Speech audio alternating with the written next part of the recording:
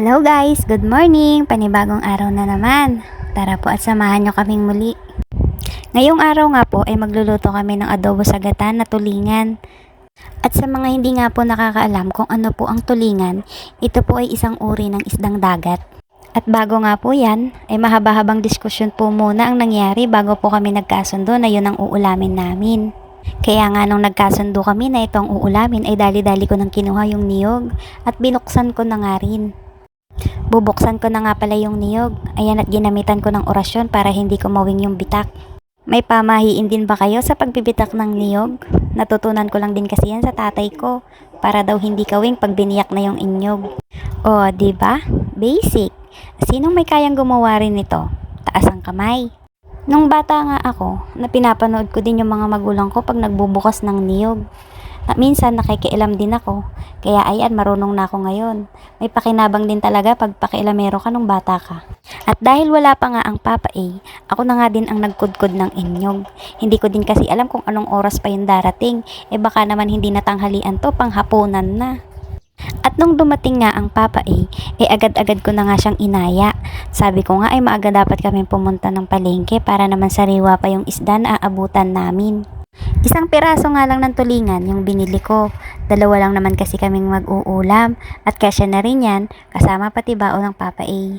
At pagkadating nga namin galing ng palengke agad-agad ko na nga rin nilinis yung isda para mailuto na rin. Magtatanghalian na rin kasi. At pagkatapos ko nga maglinis ng isda, nagpaapoy naman ako dito sa uling. Dito na rin kasi ako nagsasalang ng kanin namin. Tipid-tipid din ba pag may time? Ang mahal kasi ng gasol. O, sinong relate dyan? Magtitipid hanggat maaari.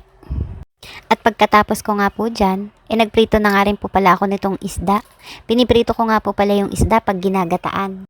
At pagkatapos ko nga pong magprito, naggisa na nga po ako ng luya, sibuyas, at saka po ng bawang. Kapag golden brown na nga po, inilagay ko na nga rin po yung isda. Pagkatapos, nilagyan ko na rin siya ng toyo, at saka ng suka, pati ng paminta. Nagdagdag nga lang din po pala ako dyan ng tubig, para naman po hindi masunog yung toyo. At pagkatapos po, nilagay ko na nga rin po itong gata. Hihintayin ko na nga lang po yan na kumulo. At pagkatapos ko nga po yung pakuluin at nakikita ko na yung mga mantika niya, naglagay nga rin po pala ako dyan ng pechay, para naman po may gulay. At nung natikman ko nga po yan, medyo po matabang.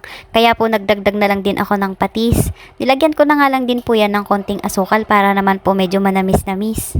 At nang makaluto na nga rin po ako, kakain na nga rin po pala kami. Ito nga at tinikman na ni Papa A. Sabi niya okay naman daw. Tara po at kain tayo.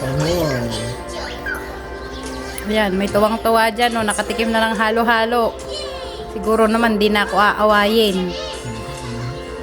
At dahil nga may pasok na naman ng Papa A, at pinaghahanda ko na naman siya ng baon para hindi naman siya magutom. O, diba? Love na love kita. Ayaw kitang magutom. At hanggang dito na nga lang po muli yung videos namin. Maraming salamat po sa panonood. Paalam!